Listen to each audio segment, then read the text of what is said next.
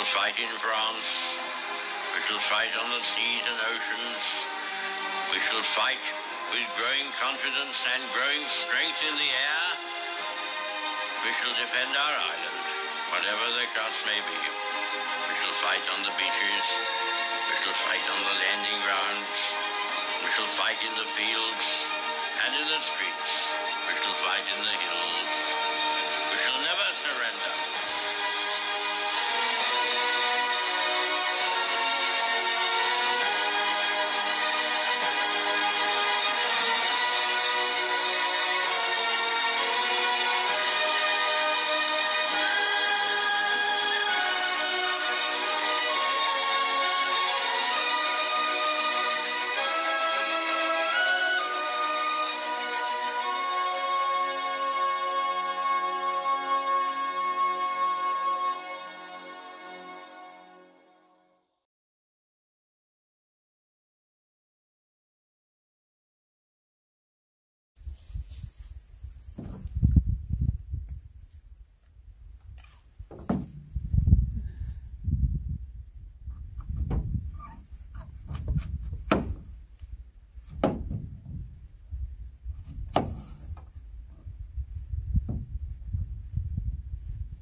Sure this tailgate's nice and clean.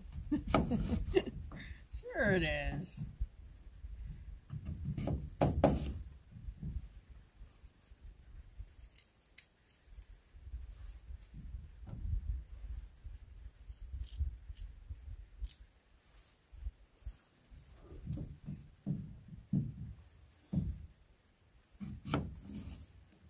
So being Remembrance Day and everything,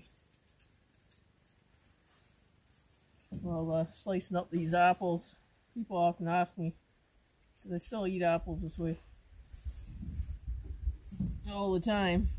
And once they're diced up, I sprinkle them with salt. And the wartime story that comes to mind, whenever I went to visit my grandpa, he would do this. And I used to ask him, why do you put salt on them? And he said, well, the apples, they tasted so awful while in the trenches that they got in World War II, that the only way they can make them taste better is sprinkle salt on them. So that's why we always did that every time I went to visit them. And to this day, I still sprinkle salt on my apples. And I always think of them every time.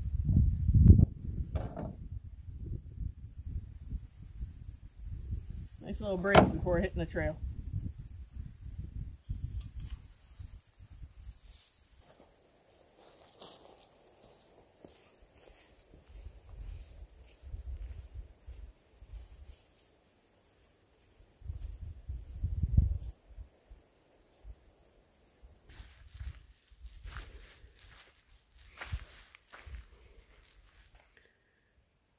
Well, icy. Winter's coming.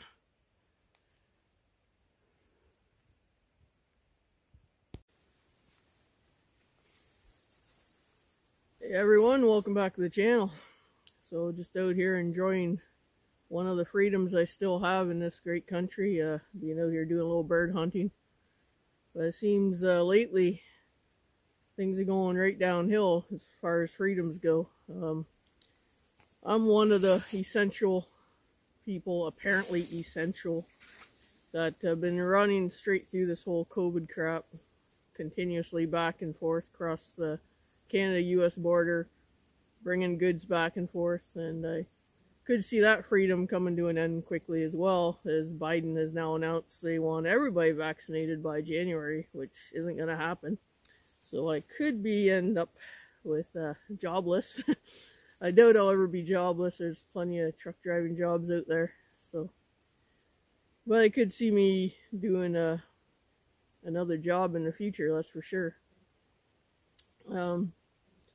Especially last couple of years, I've been thinking a lot about the ones who died for us and thinking, man, they'd be rolling in their graves right now, looking around at not just the way Canada's going, but the entire world. It's just messed up. I often think, did they really die for nothing? Like all that for nothing? And I really hope not, but the way Trudeau's running things right now, totally going against their constitutional rights, the Canadian Charter of Freedoms and everything else. He's throwing that right out the window, everything they fought for. And I can't say much good about Trudeau. I know I didn't vote for him, but yeah. Anyways, I thought I'd put together this little Remembrance Day video to show everybody, show that I still respect them, even though our Prime Minister doesn't, obviously. Because according to him, they're asking more than what he can give them, more than the country can give them. And I'm like, well, did they ask that the country's asking more than they want to give when they gave their lives for this country? So I don't know. Anyways, that could be a whole long conversation that we could get into. That I won't talk politics because I know that's going to cause all kinds of arguments on here. But at least I'd get comments, right?